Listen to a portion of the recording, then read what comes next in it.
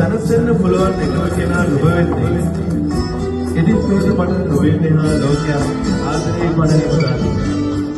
තවද මොන ප්‍රශ්නයක් ආවත් මම ඔයාව අතහරින්නේ නැත්තේ මොකද කියලා දන්නවද?